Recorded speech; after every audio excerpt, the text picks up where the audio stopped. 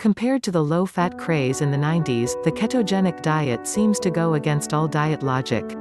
Because instead of cutting out fat, you eat large amounts of it for every meal. Research shows that this diet can be effective and help fight diseases related to obesity. That said, the keto diet is not for everyone. Here's what you need to know.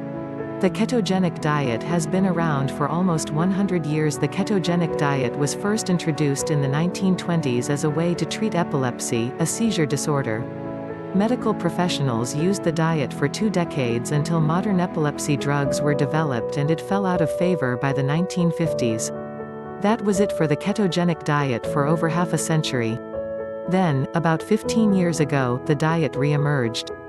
This time as a treatment for obesity and type 2 diabetes.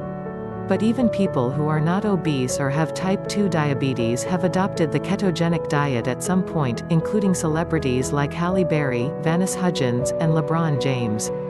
How the keto diet works: the way it works is that you eat mostly fat and very few carbohydrates. A typical ketogenic diet consists of 75% fat, 20% protein, and 5% carbs.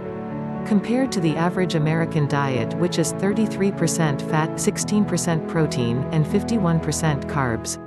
On keto, common foods include meat, eggs, full-fat dairy, leafy greens and non-starchy vegetables, nuts, avocados, olive oil, small amounts of berries. When you follow the ketogenic diet, your body stops relying on carbs as the main source of energy, which sends your body into ketosis. Ketosis is when your metabolism changes to burn fat for energy instead. This can lead to a loss of body fat, which can help prevent or improve medical conditions related to obesity like type 2 diabetes. That's because, on keto, your body may also become more sensitive to insulin, a hormone that helps balance your blood sugar. A 2017 review of 9 studies found that people with type 2 diabetes on a low-carb diet generally could control their blood glucose levels better than diabetes patients on either a normal or high-carb diet. The keto diet starts with weight loss, then evens out when following the keto diet. Weight loss can vary from person to person, says Jeff Volek, a registered dietitian and professor at Ohio State University. When people with excess weight start a ketogenic diet, they typically lose about 6 to 8 pounds the first week, then about 1 to 2 pounds per week thereafter, Volek says. However, some people who go on keto reportedly suffer from some initial side effects, including bad breath, constipation, headaches, nausea, vomiting, trouble sleeping. The initial weight loss is partly due to losing water weight because you tend to retain less water on a low-carb diet. And some studies suggest that you may not continue to lose weight on keto long-term. Some call this the keto plateau, which is when you stop losing weight altogether. Why the keto diet is hard to sustain: Volek says that the keto diet is safe for many people to try and that it may mimic the way early humans ate. However, Volek says that in some cases, you should proceed with caution. If you have diabetes and are using diabetes medications to control blood sugar, you should work closely with your physician in order to adjust medications appropriately. The keto diet can be very restrictive and may be difficult for people to stick to, says Little.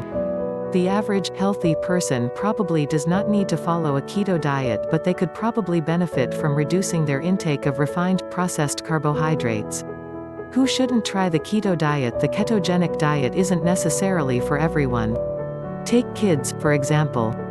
Nutritionists recently told Insider that putting children or teens on the keto diet, or any restrictive diet, can lead to nutritional deficiencies and eating disorders.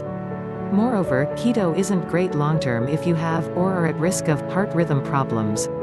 A large 2019 study, published by the American College of Cardiology, that involved medical records of nearly 14,000 people, reported that people who don't consume many grains, fruits, and starchy vegetables for years at a time, are at a higher risk of developing a heart condition called AFib. Even if you're otherwise healthy, long-term keto could lead to vitamin B and C deficiencies, since many foods rich in these vitamins, like beans, legumes, and fruit, are also high in carbs. And if you're not getting the right nutrients, keto may actually lead you to gain weight, not lose it.